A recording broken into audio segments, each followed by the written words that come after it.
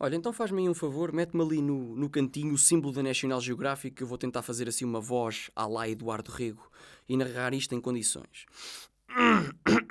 Ora então vamos lá. No início não havia nada. Era tudo um enorme vazio. E depois houve uma grande explosão. Deu-se o Big Bang e formou-se o universo.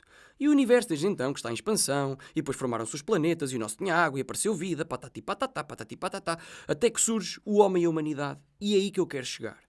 O ser humano foi desenvolvendo uma capacidade de lógica e uma inteligência muito superior às outras espécies ao longo do tempo. E foi usando isso a seu favor para sobreviver e facilitar a sua vida. Mas ao mesmo tempo que se desenvolvia a inteligência, algo também foi desenvolvendo. Ao mesmo tempo, ali mesmo ao lado, algo muito mais perverso, desconcertante. Uma espécie de primo afastado com trissomia 21 da inteligência. O sentido do humor. Tan, tan, tan. O sentido do humor demorou mais a desenvolver-se que a prima inteligência, até porque, como eu disse, é meio deficiente e tal, e durante milhares e milhares de anos foi reprimido. Andava de mãos dadas com a liberdade de expressão e a irreverência, ambas demasiado perigosas para a saúde e bem-estar do indivíduo. No entanto, não deixou de estar regularmente presente na vida dos seres humanos. Os macacos atiravam os próprios excrementos para a cara dos outros primatas e riam-se deles enquanto lhes chamavam que traduzido é algo como estúpido cheio de merda. Os primeiros homens que inventaram a roda apontavam para ela e para o gordo da aldeia e riam muito. Os gregos foram talvez o povo mais irónico e sarcástico de sempre, quer dizer, eles esculpiam estátuas de belos homens inteligentes, musculados, misteriosos, mas com uma pilinha muito pequenina. O que quer dizer que o preconceito do gajo que vai muito ao ginásio e tem a pilinha pequenina é um preconceito com mais de 3.000 anos. Se calhar nem é um preconceito, é só verdade. Bem, os gregos também tinham longas discussões filosóficas durante horas e, no fim, iam uns aos outros. É extremamente irónico, mas eu até concordo. Faria as discussões com a minha namorada terem outro sabor. E outro cheiro. E o Bibi também concorda, mas acha estranho o facto de haver uma discussão primeiro, porque não se discute com crianças. Bem, continuando com os meus exemplos historicamente corretos. Os romanos gozavam com toda a gente que vivia na casa número 30 porque provavelmente deviam estar a trabalhar para a Pornhub. Porque xxx, perceberam? Hashtag humor inteligente. Os romanos eram também os maiores produtores de vinho do mundo. Produziam e consumiam vinho de todas as maneiras. E foi aí que Deus Todo-Poderoso decide pregar a maior partida da história e manda à terra um gajo que consegue transformar água em vinho, destruindo o monopólio do Império Romano e criando toda uma economia paralela. Deus é um gênio do mal. Ainda dizem que somos todos filhos de Deus. Não, não. O Deadpool é filho de Deus. Todos nós somos só sobrinhos em segundo grau. Continuando, o que eu quero dizer com isto é que podemos recuar muito no tempo e podemos verificar que o sentido do humor esteve sempre presente. E, com mais ou menos liberdade, o ser humano foi usando-o para criar comédia. Mas a comédia tem um pequeno senão como forma de arte. Ela não existe sozinha. A comédia precisa sempre de uma segunda forma de arte para se conseguir expressar. Como é exemplo, a arte da representação, que foi usada na Grécia Antiga para os primeiros teatros cómicos de que há registro. A arte do desenho, para desenhar cartoons tão deliciosamente bons que até podem levar à morte. A arte da escrita, para crónicas ou até mesmo tweets. A música para paródias musicais ou até mesmo conceitos e músicas super originais que deviam ter mais reconhecimento do que têm. E todas estas formas de comédia e outras que de certeza que me esqueci foram usadas vezes e vezes sem conta, reinventadas e copiadas e inovadas. Até que a comédia começou a precisar de algo novo, algo diferente, algo mais rebelde, algo que fizesse a comédia grande outra vez. Porque a comédia sempre foi do contra, sempre foi dizer aquilo que não se pode, criticar o poder, criticar o status quo. A comédia sempre foi no sentido contrário do que é suposto, mas com a liberdade de expressão cada vez mais em voga, com uma indústria de milhões a fazer giga-joga e a minha mãe a fazer yoga, a comédia virou moda. Mas a comédia não é de modas. Desenhos, músicas, guiões ou até mesmo stand-up já não chegavam. A comédia precisava de se reinventar e para isso foi buscar uma nova forma de arte para se expressar.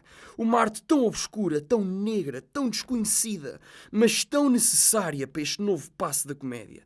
A comédia foi até aos balneários masculinos do 8º ano e observou a quantidade de escárnio e maldizer, a acidez dos insultos, a toxicidade e radioatividade das relações entre aqueles miúdos.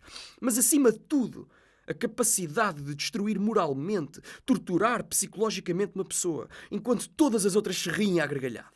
A comédia nem pensou duas vezes. Pegou nessa forma de arte obscura que levou tantos adolescentes a cortar os pulsos, ou pior, a entrar num esquema em pirâmide, e criou uma nova forma de fazer humor. Os roasts. They say you only roast the ones you love. So this is gonna be short. this many black people in one place since Don King and Mike Tyson were handing out free turkeys. Jula's here, or as I call her, Trailer Swift.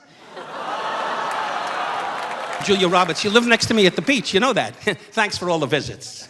Anyway, I'm living about 2 blocks from you. The broad never shows up. Come by and say hello. Closer than 2 You blocks. have no lines, Julia, just nod. Anyway, What the hell are you doing here?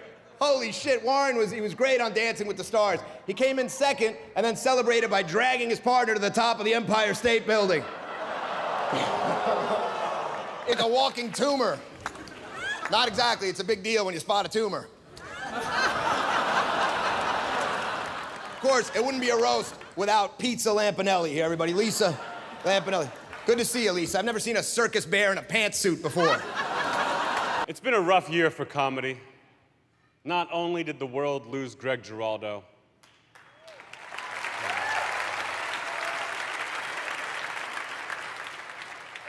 but even worse, it kept Jeff Ross. Wow, that's harsh. Second reason is Shaq sent me a beautiful letter saying he wanted me to come and it was for charity. And I knew it was really from Shaq because it was signed S-H-A-C-K.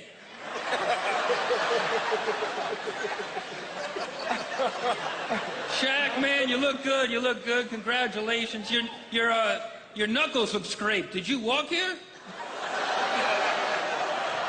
Blake, you look like a black guy that got made by a printer running out of ink. That's... to Vietnam, I think I told you about this. Went to China. Who takes a cruise to Vietnam? Oh, no, our life is going to be this, sitting here all day long. My next guest, you don't do anything for crying out loud. You sit in the house with your wife Mavis going, my next guest. And she says, you're home, moron, you're home. Forget about it. Mas os roasts são como a Madonna. Parecem bué da fixe lá fora, mas quando chegam a Portugal desiludem.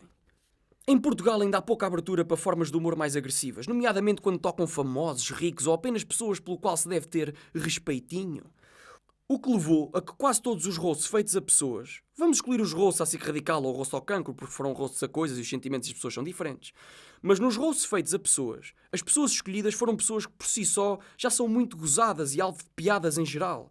Seja páginas de memes na internet, anedotas, piadas do povo, ou até mesmo já gozadas em televisão, em alguns programas de humor. E não estou a falar apenas do homenageado. Muitos dos convidados encaixam no mesmo perfil. No fundo, as pessoas escolhidas são por si só bonecos. Personagens já tão caricaturadas no espaço público que fez com que os rolos soubessem a pouco, as piadas não fossem frescas, como se houvesse um sentimento de estar a bater no ceguinho, de estar a fazer algo que já foi feito, mesmo que noutros formatos. Mas mais importante que isso, não teve aquele sabor de estar a falar mal de alguém respeitado ou poderoso, de dizer algo que não se deve, aquela acidez notória nos insultos entre miúdos de 14 anos num balneário, ou até mesmo entre duas pessoas que trabalham juntas e vêm-se obrigadas a manter uma boa relação profissional, mas lá no fundo odeiam-se, aquela passiva agressividade. O melhor roast em Portugal, de longe, que é o do Rui Xará, mas é um roast muito atípico por várias razões. Primeiro porque tinha 17 participantes, 15 humoristas mais o Fernando Rocha e o Diogo Faro. E durou cerca de 3 horas e meia. A mais do que devia ter durado. Já para não falar do facto que foi organizado pelo próprio homenageado. Normalmente é por outros, mas ninguém o achava bom ou relevante o suficiente para fazer qualquer tipo de homenagem. Então ele arregaçou as mangas, não é? Vendo toda esta desgraça, percebendo o descontentamento por parte de colegas do humor e também de amigos que não acharam os roasts na televisão nada de especial, eu decidi arregaçar as mangas. Eu escrevi e gravei uma série de roasts a celebridades portuguesas com quem, na minha humilde opinião, se goza pouco. Celebridades que mereciam um bocadinho mais de escrutínio, um bocadinho menos de respeitinho. Óbvio que decidi ignorar a maior regra dos roasts, que é We only roast the ones we love, e que os roasts são homenagens. Ora, vocês conhecem bem, eu tenho zero interesse em homenagear quem quer que seja. Eu só quero é mandar pessoas para o caralho, independentemente de estatuto ou fama. Por isso, juntem-se a mim e vejam-me insultar gratuitamente pessoas famosas apenas e só porque posso. E vamos ver o quão depressa eu consigo ser cancelado. E eu acho que sei exatamente que nome é que vou dar a esta minissérie de vídeos. E eu acho que vai ser polémico. Porque assim posso meter títulos pomposos na net tipo polémico, humorista desconhecido arrasa, humorista desconhecido destrói ou enterra, como faz o Chega no canal do YouTube deles quando é o André Ventura. E claro, polémico com acento circunflexo para aumentar as hipóteses de bater no Brasil. Porque o alcance é bué de importante e eu sou um humorista de massas. Ah caralho, isto é ao mesmo tempo o mais estúpido e o melhor trailer de sempre. Ah, o trailer está melhor que os roasts. Os russos nem estão nada ao pé disto, não é? Quer dizer, eu devia fazer um trailer a sério, mais pequeno, pelo alcance também, não é? Por isso, preparem os botões de denunciar, telefonem aos vossos advogados, abram o Twitter, descubram as redes sociais da minha mãe e guardem em rascunho uma mensagem a dizer que ela devia ter abortado, apesar de vocês serem conservadores. Estou prestes a ser polémico.